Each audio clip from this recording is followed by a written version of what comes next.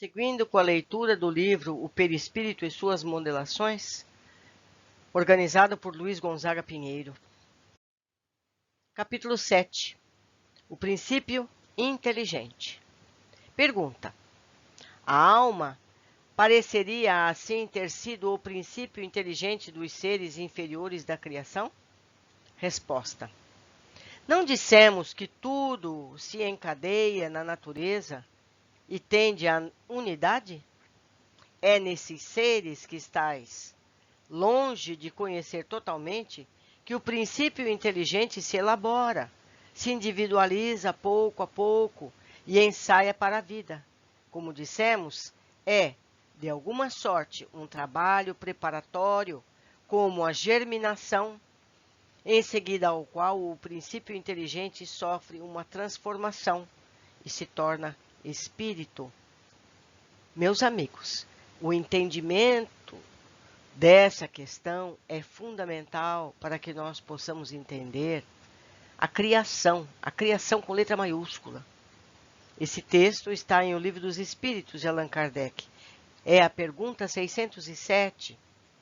E isso faz com que as pessoas tenham interesse em conhecer as perguntas anteriores, as perguntas posteriores, porque ali temos as respostas para as nossas curiosidades sobre esse tema, certo?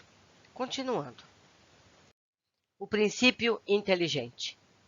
No plano da criação divina, podemos admitir o fluido universal como elemento formador da matéria condensada e semicondensada, tal como os mundos, os corpos dos seres vivos, a parte perispiritual dos seres, o duplo etérico, o fluido vital, dentre outros. Mas cada um desses elementos oriundos do fluido universal, caracterizado como material ou semimaterial, sofre as modificações inerentes à matéria, que vão desde as transformações físicas e químicas até a desagregação, com consequente retorno à fonte que lhe deu origem. Tudo é um ciclo. Tudo que nasce morre, tudo se transforma e tudo evolui. Seguindo. O espírito dotado de instinto, inteligência, pensamento, abstração, sentimentos, emoções, não poderia possuir as características materiais, sob pena de voltar ao todo universal, sem a manutenção de sua individualidade, o que seria inglório para ele e medíocre como plano traçado por quem detém a sabedoria suprema. Tal pensamento leva-nos a crer que o princípio inteligente deve ter sido criado distintamente do princípio material, como se ambos fossem as essências diferentes que deveriam unir-se para aperfeiçoamento conjunto. Se Deus fez, em primeiro lugar, o princípio espiritual, que veio a gerar o espírito, ou o fluido cósmico modelador dos mundos, isso não sabemos. O fato é que o princípio inteligente deveria juntar-se ao princípio material para que não houvessem mundos materiais e seres espirituais como realidades distintas e separadas. Mundos materiais, para quê, então? Para que seria isso?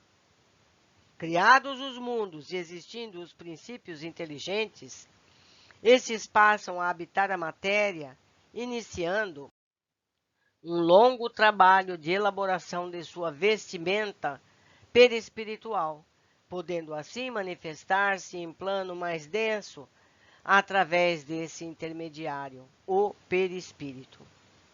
Quis Deus que a aprendizagem do espírito se fizesse em sucessivas romarias nos orbes materiais, partindo este sob sua tutela para as conquistas de autoafirmação sobre um universo criado para sua glória, matriculado como aprendiz na escola do trabalho árduo e da santificação permanente, caminho que, se preterido, aciona um mecanismo de homologação onde o retorno e a recapitulação são obrigatórios, parte da escuridão da simplória ignorância para a luz da sabedoria.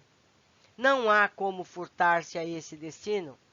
Nascer, viver, aprender, renascer, aprender sempre, de vez que não existe retrocesso na lei divina. O princípio inteligente não pode agir diretamente sobre a matéria, a não ser revestindo-se de outro tipo de matéria semicondensada que possibilite o intercâmbio de informações e sensações de um para o outro. Ou seja, detalhando, o perispírito é o elemento que faz a ligação entre o espírito imortal e a matéria física. Ele é o que conduz as informações entre um e outro. De outra forma, não seria possível.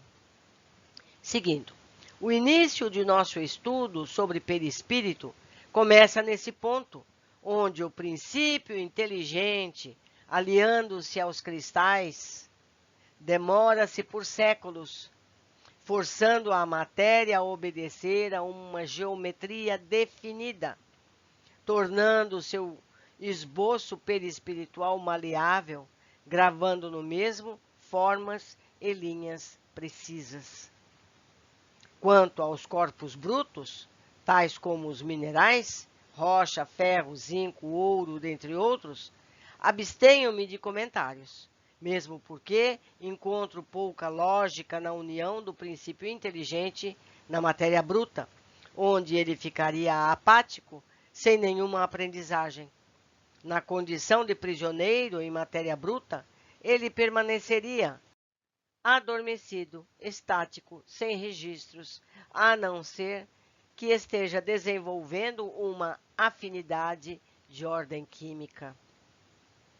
A dificuldade em se admitir o princípio inteligente adormecido na matéria bruta deve-se às transformações que ela sofre, às vezes irreversíveis.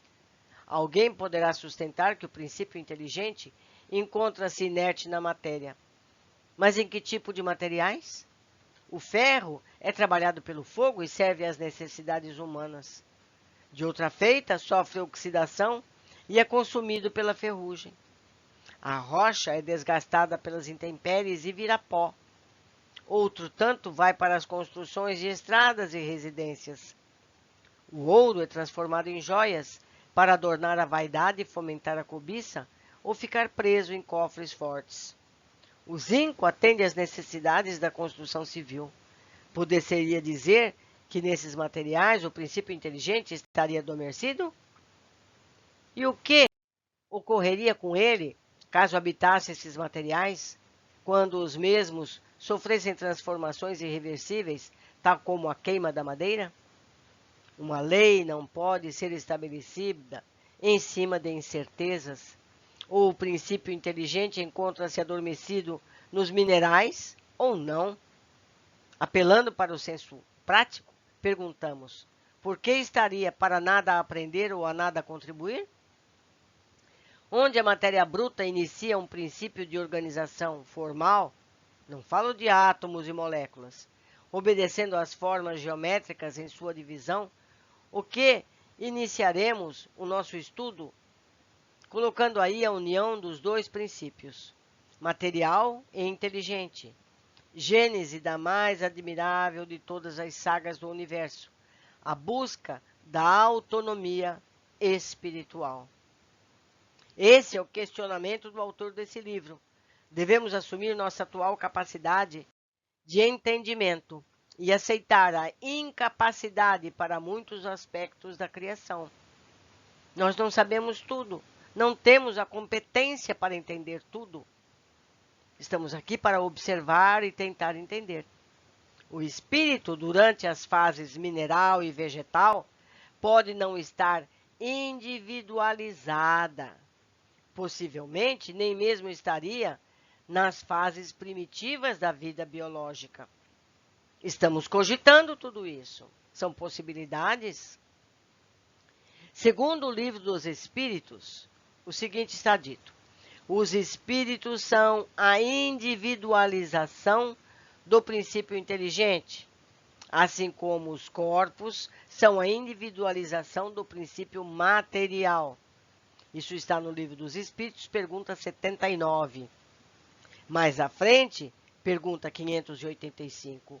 Allan Kardec pergunta ao Espírito da Verdade acerca dos 3 reinos da natureza: o mineral, o vegetal e o animal.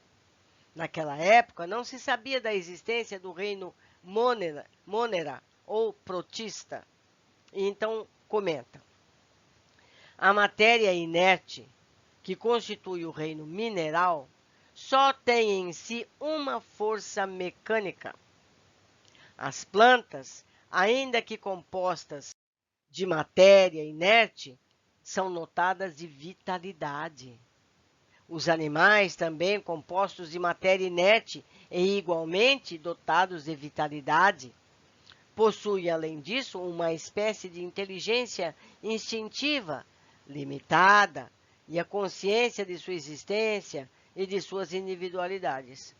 O homem, tendo tudo o que há nas plantas e nos animais, domina todas as outras classes por uma inteligência especial, indefinida, que lhe dá a consciência do seu futuro, a percepção das coisas extramateriais e o conhecimento de Deus.